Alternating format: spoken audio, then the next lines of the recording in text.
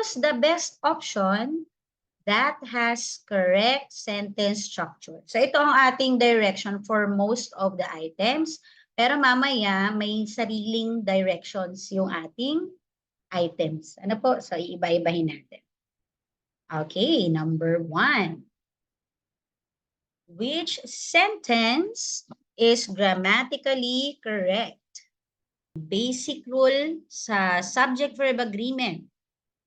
No? Pag singular ang subject, singular din ang verb. Yun yung basic rule natin. Pag plural ang subject, plural din ang ating verb. Yan ang ating ngayon, ite-test.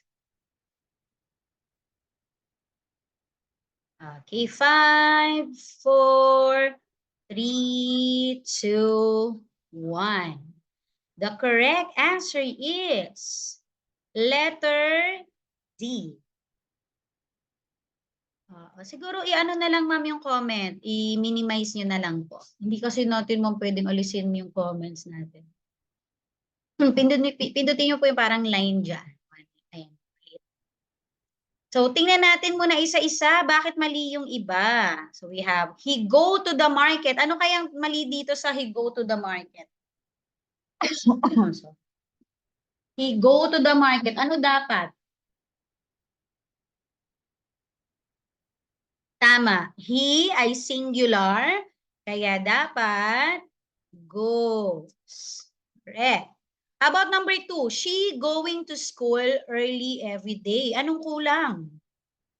Ano pong kulang natin sa number 2? She going to school.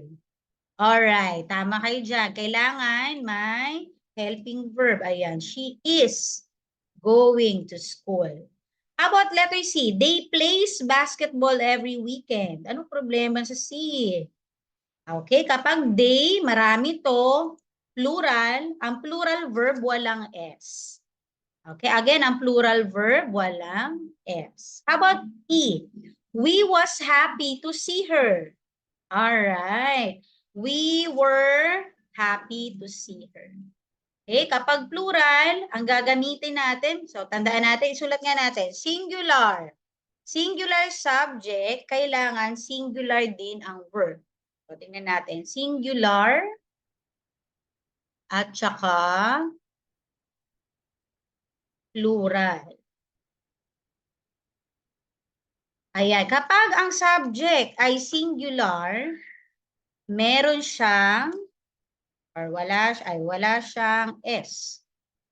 Okay, ang singular verb naman, merong S. So, baliktad sila lagi, no? Baliktad sila. Kapag plural verb naman, may S, ang ating plural verb walang S. So, ito yung tandaan ninyo na pattern. Para sa mga na medyo nalilito, ito po, ayan. Tingnan niyo po itong pattern na to. Ayan na, kapag singular subject, walang S. Singular verb, may S. Plural subject, may S. Ang plural verb naman, walang S. No, baliktaran po pala. So, tama ang letter D kasi ang ating pronoun is I. Ito ay special pronoun. Kahit singular siya, isang tao, actually, plural dapat ang ating pag-treat sa kanya or pagtrato sa kanya. Kaya, I am ang ating gagamitin. I play, no? Para siyang plural, walang S yung kanyang verb. I play soccer. I go to, so pang plural si I. So, very good po. Very good sa number 1. Who got 1 point? Type 111. Yan, 1. Sino naka 1 point dito? Okay, very good. Ay, masunurin ulit sila sa 111. Tandaan po itong ating pattern ha. Ito, ayan. Singular subject, walang S. Singular verb, may S. Plural subject, may S. Plural verb, walang S. Pero hindi lagi nasusunod tong rule na to kasi lalo kung children. Wala namang S yung children, di ba? Pero plural siya. Walang S yung verb. Okay, let's have the next one. Okay, can you try answering this? Okay, go. Choose the sentence with correct parallel structure. Pag sinabing parallel, ayan no, balance, no, pantay. Parallel. Ang sagot po is, ano pong tamang sagot? Letter D. Ayan, letter D po ang sagot.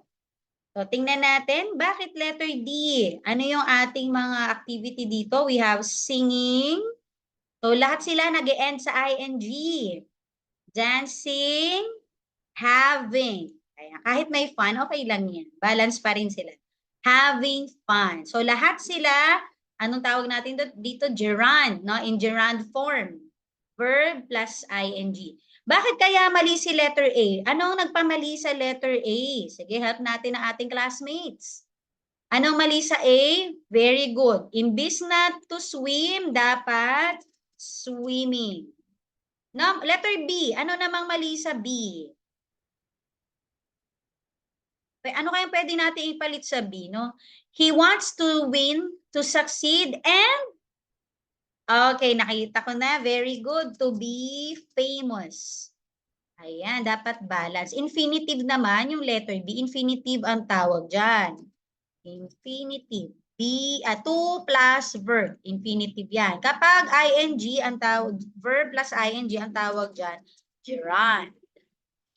Okay, may to be. Very good. Letter C. I came, I saw, and conquered. Anong mali? Okay, so dapat balance. So, hindi kailangan laging one word po, ano?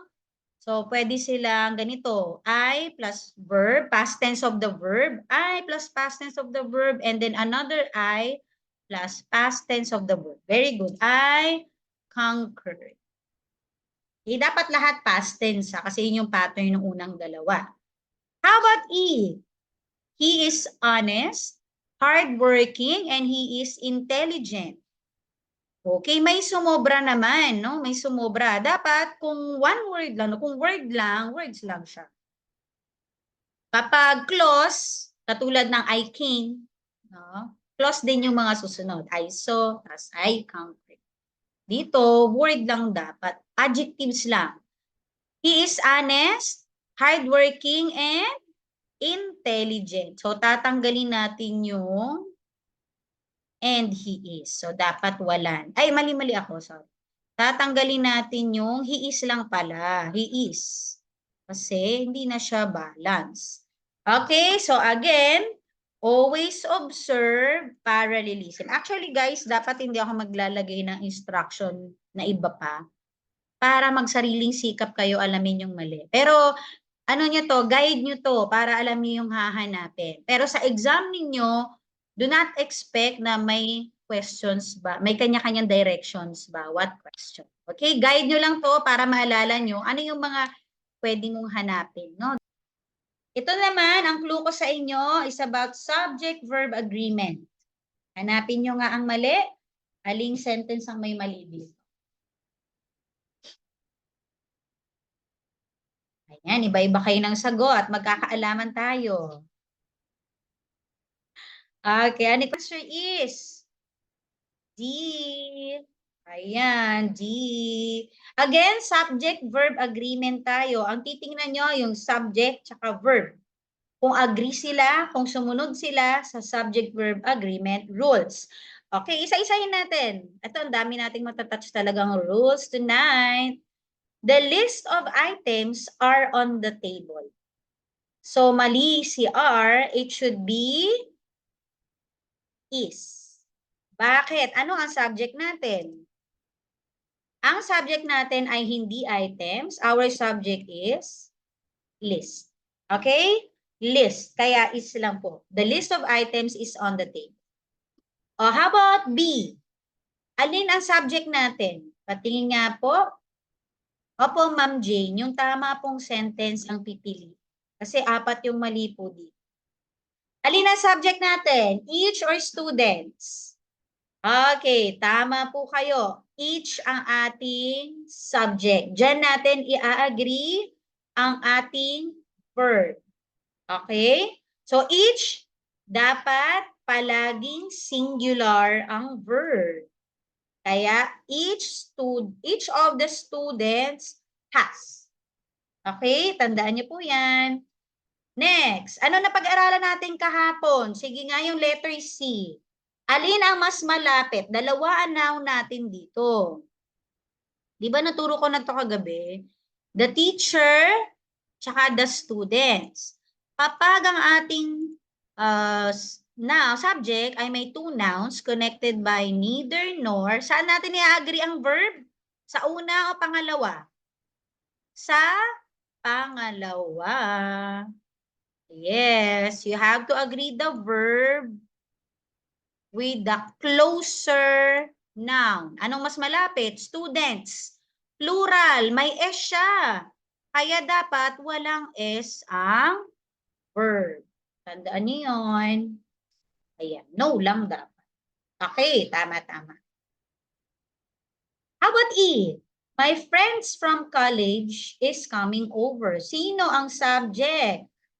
Sige nga, sino subject natin dito? Yes, very good. Ang subject natin ay friends. Ito isa pang rule sa subject-verb agreement, ha? Tandaan nyo to, guys. Kapag meron kang prepositional phrase, again, ang tawag dito, prepositional phrase, huwag mo siyang pansinin. Ignore it. You have to agree your verb with the subject. Kahit na meron ka pang prepositional phrase in between. Okay? Hindi niya naapektuhan ang agreement ng subject and verb. Kaya si my friends, kahit malayo siya, siya pa rin ang ating i-agree sa verb. So, are dapat to. Okay? Ayan, dami nating rules na touch. Okay, tandaan niyo yun, iba-ibang rule yun. So, lahat sila iba-ibang rule yung na-touch nila. Okay po. Sino pong nakatama sa 3? Pakitype nga 3. Ano nyo to guys? Talagang kailangan intindihin nyo to kasi lahat ng part ng exam nyo, matatouch lahat ng subject-verb agreement. At syempre, follow nyo ko. Nako, magsawa kayo doon. Ang dami ko doong subject-verb agreement rule videos. Mamaya dadagdagan ko pa. Okay, okay? Okay. So, good job. Delete ko na to ha. Pwede nyo screenshot to. Maganda to. 3, 2, 1. Okay. Pwedeng balikan ang video. Okay po. Next tayo. Okay ba to guys? May tanong po ba dito sa number 3? May nalilito ba? Baka may gusto kayo iklaro dito. Siguro wala na. Itat nyo lang ako ha. Okay lang yan ma. Marami pa tayong items. As in ang dami. Okay, balikan natin. So, ang sagot kanina ay letter D. Hindi ko pinaliwanag bakit D ang sagot. Balikan natin siya. Committee is an example of a collective noun. Okay? Pwede siyang singular, pwede siyang plural. Depende sa context ng sentence. Okay? Dito, sabi, the committee decides on the issue today. So, parang walang disagreement. Lahat sila agree. Tama? Lahat sila agree. It means they are acting as a single unit. Kaya, singular verb ang gagamitin natin. Kapag, ito lang tandaan nyo, kapag may disagreement, iba-iba sila ng desisyon, saka siya magiging plural. Alright? Sige, may quiz tayo dito. Let me explain it further. Ito yung iba pang example ng collective noun. Ano ba ang collective noun? Collective noun is a type of noun that refers to a group or a collection of people, animals, things, or entities. So, grupo siya. Pero, again, pwede siyang maging singular, pwede siyang maging plural. Ayan, pwede nyo screenshot to. Meron pa ba kayong alam na iba pang collective noun na wala dito? Ano usually nakikita nyo? Ang children po talagang ano siya, plural. More on plural po talaga. So ano tayo sa iba pang words? Sige, baka may maisip po kayo. Ayan, colony, pwede. Police, pwede, yes. Council, ayan, wala dito yan sino pang may gustong i-share? Varsity, pwede. Colleague, yes. Personnel, staff, no? Pwede rin yung staff So, lahat yan, collective ng tawag dyan. Tingnan natin, kailan siya singular, kailan siya plural. Team also. Ay, very good po. Yan, pwede nyo screenshot yan ha. 3, 2, 1. Para ako nagla-live selling. Ano. Ayan, tingnan natin yung rule. When collective noun is regarded as a single unit, yun nga, may ano sila, iisa lang yung decision nila. No, walang pag-aaway na nangyayari. The singular form of the verb is used like this. Our basketball team wins every day. Okay, singular. The school choir performs very well. Okay, so nagkakasundo sila. Walang disagreement. Acting as single unit, singular verb. May S ang verb. Paano naman po maging plural yan? Ito naman ang rule. When collective noun is regarded as individual unit, so may kanya-kanyang desisyon, nagtatalo-talo, ayan, divided ang opinion, that's the time you use the plural form of the verb. Walang S ang verb. Tingnan natin. The committee are arguing about who is best to lead them next year. So, hindi sila nagkakasundo, kaya plural yan, are. The case of the play, practice their lines every afternoon after school. Parang hindi dapat the case to. The cast. Sorry guys, sabi ko ni. The cast. Palitan natin. Diba, pagoda lang. Galing tayo ng party. Magpa-party si Sir Gon. The cast. Sorry, palitan ko to ha, para hindi ka malito. The cast of the play. Malabo nung the case. Ayan, the cast of the play. Practice their lines. Kasi iba-iba sila ng lines. So, as individual unit sila. Okay, nag-gets po pa type nga po ng CN kung nakuha po yung rule. Magpa-practice tayo. May prepare ako dito. CN, collective noun. Okay, awesome. Okay, game. Practice tayo. Again. The committee has or have reached a unanimous decision. Has or have. Again, pag walang pagtatalo, same opinion, singular. Pag may pagtatalo, hindi pare-pareho, have. 5, 4, 3, 2, 1. The answer is has. Ano pong meaning ng unanimous decision? Alam niyo sa boxing ko to naririnig. Kay Manny Pacquiao.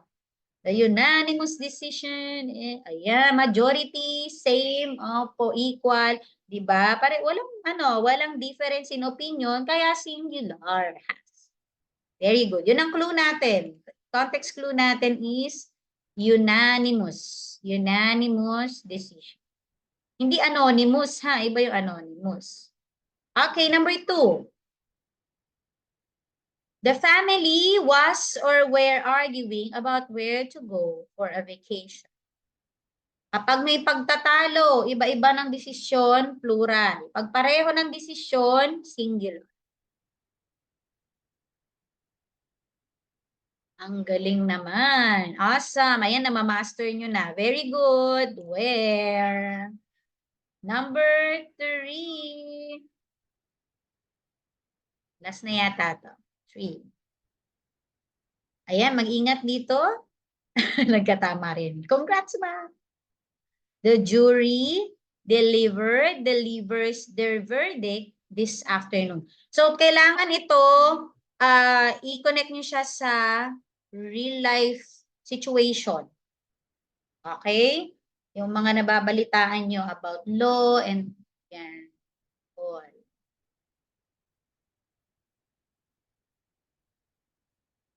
Ayan, magtatalo-talo tayo dito.